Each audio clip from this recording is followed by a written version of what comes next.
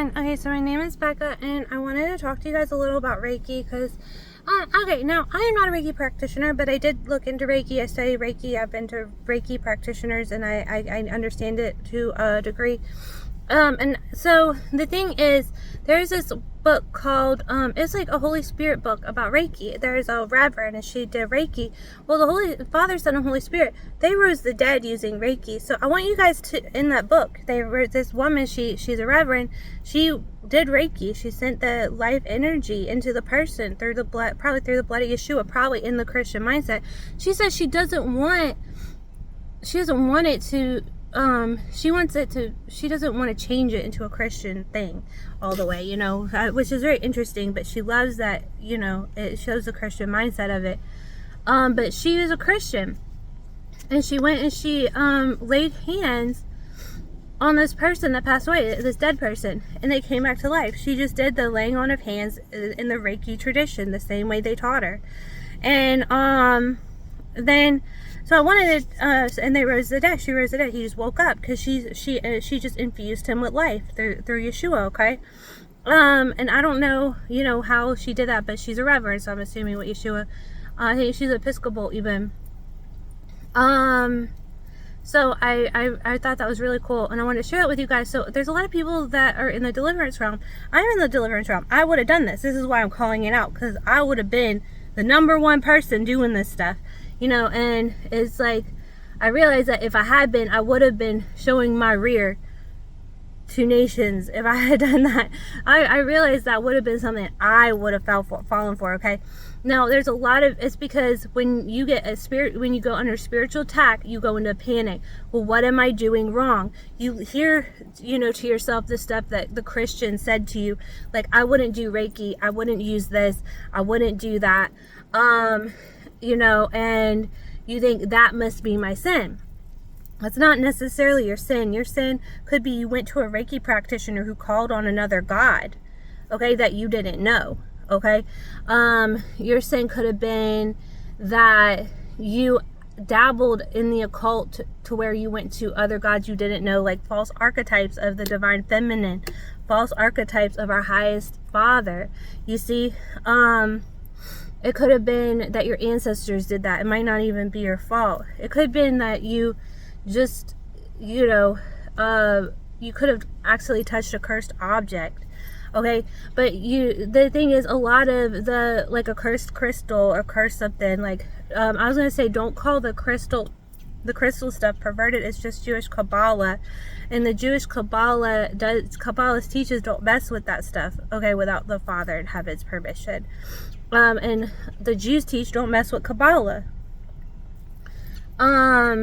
So don't dabble, don't play with it. If you get the knowledge, you should ask for your daily knowledge every day. You shouldn't just, you should ask for guidance and intense direction with that stuff, okay? But you shouldn't just jump into stuff that you don't know. It could get you in physical danger. They said that if you dabble or if you mess with Kabbalah outside, like stealing knowledge from God or from our Creator, it can make you literally insane. Okay? That's what the Kabbalists teach, and the Jews, because they said the knowledge of God is a lot of times too much for humans to be messing with. Okay? His knowledge transcends time, transcends space. It's sometimes, and what he gives us is plenty. We don't have to steal or reach for more, and a lot of people will try to reach in through spirits that you don't know, and they'll tell you the knowledge, okay? But to what cost? And, so I had, I realized how dangerous it was, okay? And I wasn't reaching for knowledge that wasn't mine.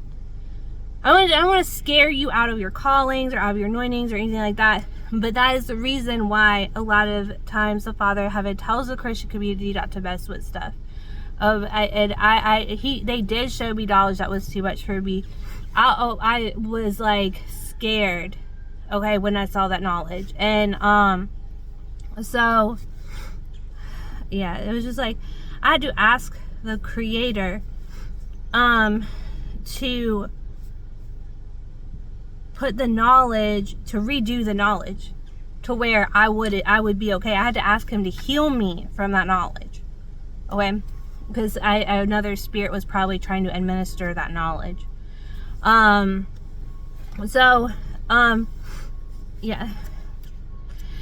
I was like, well, that is the Father's knowledge. Okay, but it's not being administered to me in a way that feels safe. Okay, but it is knowledge that he can heal because he created all things.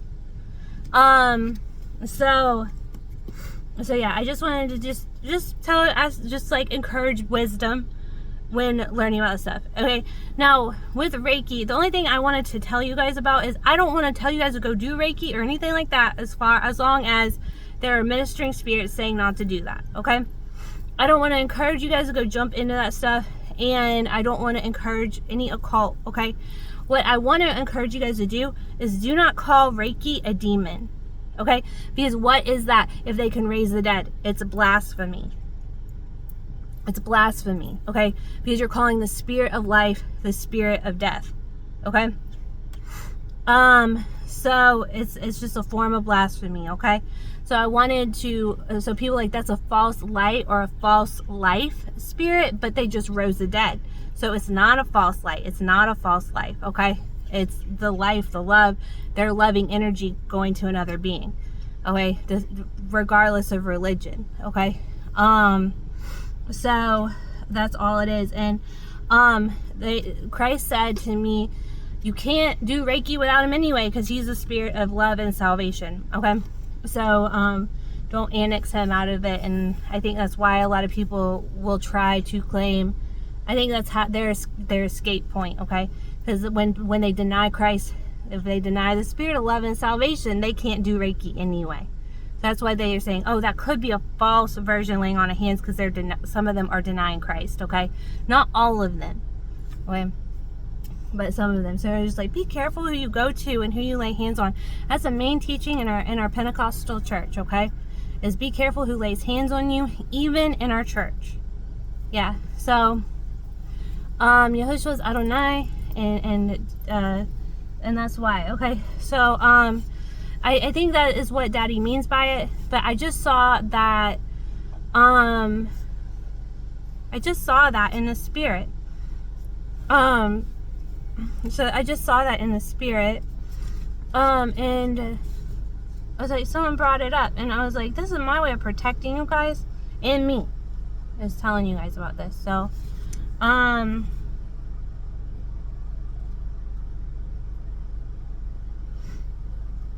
yeah, Yahushua is my God. And I was just like, it's just like, I know that the Christian body only prophesies in part. They'll tell you that. Okay, there's a reason they're telling you not to go into the Reiki realm.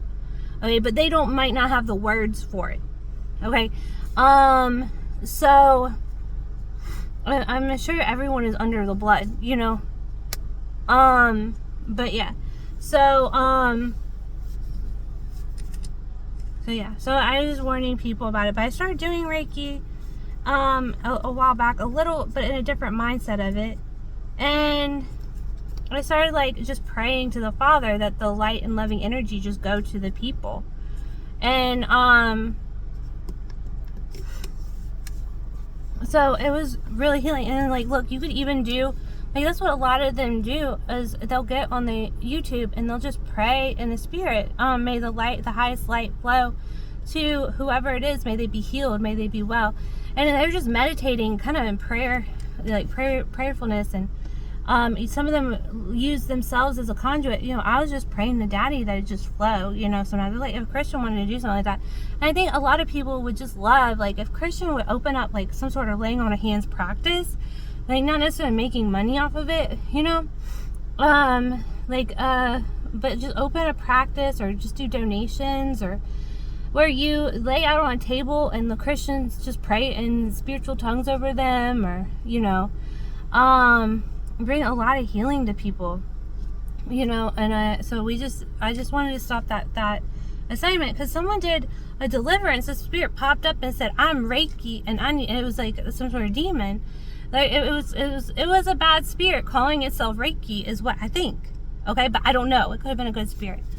But they just cast it out. It was but the reason I think that it was doing that is there might be spirits, like it could be an ancestral spirit or something that just thought it was going to call itself Reiki. Like it could have been some sort of ancestral debug, and it said, I'm life. Yeah, I'm life, you know, and it's getting up in their face and stuff. And so that's what Reiki means, is life. So it's like, yeah, I'm life, I'm love. Oh no. Oh no. So, and then they cast them out. So I don't know, but they casted some spirit calling itself that out. But it could have just been a book that was calling itself life, so it could exist. Okay. So I don't know. But I wouldn't put that on the whole thing. Okay. And so that I was like, so on one hand they're raising the dead, on the other hand they just casted out Pookie's uncle, the book version of him. And like a book was literally a human soul, like an old part of them attached to a negative energy like anger or rage, you know, stuff like that. So it was like an essence that the enemy took from the person while in life. So what they do is they do a form of exorcism where they confront that spirit. They try to separate the energy from the dark spirit, so that it can release the light. And that's a lot of times what they do with those. And I think there's other ways where you don't have to get that into detail with it, because Christ a lot of times just casted them out. And I think the way he usually does that is sending them to the light, sending them to the Father, sending them to the foot of the cross, because they have to get sorted out in the spirit without, and so a lot of times without harming you, not harming them. If you threaten them, they'll get bigger and in your face. And so you have to try to not fight fire with fire. Sometimes you don't want to fight fire with fire. Okay, you want to douse the fire. Okay, so what you're going to do is drink the holy waters. That'll clear your energy, and you're going to drink like Lourdes, Jordan. Clear your energy with that. Clear your blood, clear your energy, clear your mind and heart from it. And also you're going to ask for the gentleness, like the light of God to shine on them. The demon cannot exist in the light. Okay, so you can ask, and you have to separate from it yourself, because it could be something you're walking with, like your spiritual toilet paper on the bottom of your shoe. Like, I just get angry so much, and sometimes it's just an emotional stronghold. Okay. So especially like I feel bad for people who are going through hormonal issues, like women or like pregnant women. They're going through hormonal issues and they're trying to make sense of their emotion. Meanwhile, they have like negative energies trying to attach to them. And I'm like, oh girl, you're just emotional. That's what it's picking up on. So I don't know. But yeah. So I hope that everything is well with you guys. I just wanted to just kind of set a boundary for everyone. Like, just don't call random spirits demons. If you have a spirit, like let's say like of a different faith or something, you never study the spirit, just ask Daddy to remove it. And some only come out by prayer, fasting, and petition. That means the hardest spirits in the world only come out by prayer, fasting, and petition. Okay, so not necessarily you being like, I bind you and cast you out. My daddy have a body cast you out. You could easily do either one of those, right? But the hardest spirit to get out is taken out or abstracted through getting on your knees, praying, fasting, and petitioning with your brethren and yourself. Okay, just prayer. Okay, so they can abstract it through prayer, the light, the love, and the people. Okay. And so not always, you know, heavy stuff, you know. So yeah, so that was biblical. So biblical, like some only come out through prayer and fasting. That means that's one of the hardest spirits to remove. And then there's only one spirit he ever had to address, so you don't have to go into demonology a lot of times. So to like call, like, because when you do that, you kind of invoke it. And then you might invoke it within the person's consciousness, where the person's overly fixated on